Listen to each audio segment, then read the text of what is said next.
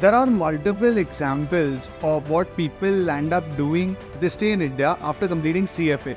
A few examples quickly. So, I knew somebody from my college when I was studying. They had only completed level 2 and had actually secured a job where they were being paid more than 8 lakh rupees with only level 2 clearing. And what they were doing was working for a big but Indian company. And as a CFA, they had to sell what the company's products were, but they were in a good position to explain to their prospects properly what these products meant, which means the salespeople had to have the knowledge that the CFA does and also had to have people skills. And the combination of both the skills really got their pay package high. Similarly, when I was in PwC, I have a friend who had done CA. He wanted to get into investment banking. So his plan was, I'll do CA, I'll get PwC on my brand. Then in front of me, like literally while working with me, he gave CFA level 1, cleared it. I don't know if he gave level 2, I don't remember.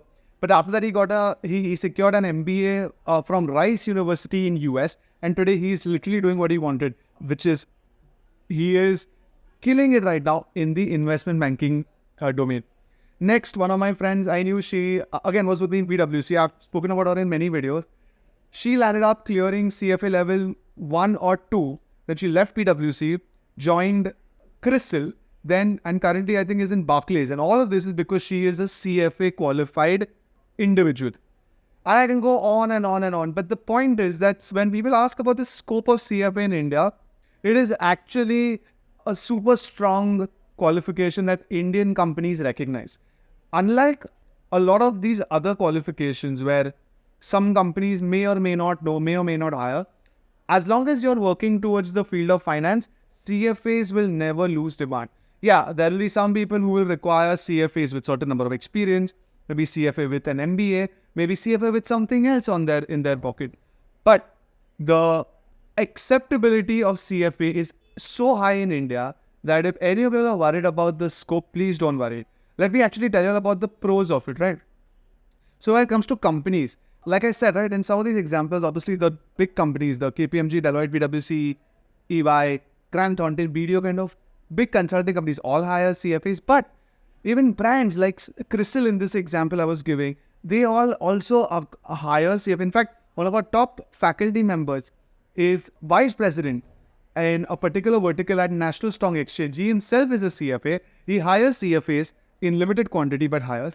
And so on and so forth. So the companies that hire, in fact, I remember when we were starting off, one of my ACCA students switched to CFA, and she also, after doing level 1, got a job in a boutique investment banking company in Mumbai.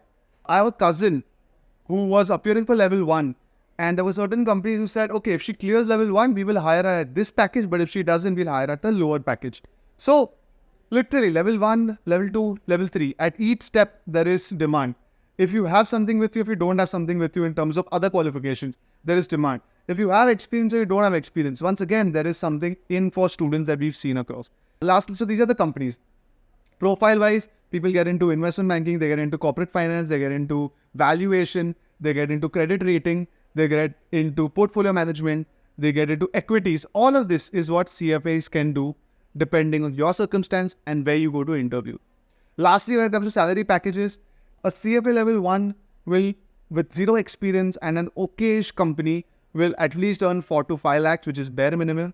And like I said, if you've done level 3 alone CFA and you have maybe 1 to 3 years of experience, your package can be above 10 lakhs. And if you have a CA or an MBA or an ACC or something along with CFA, then there is no limit, because not only is India an option for you and there is just growth, but you can also combine it, maybe move overseas in the future if there is any opportunity for you.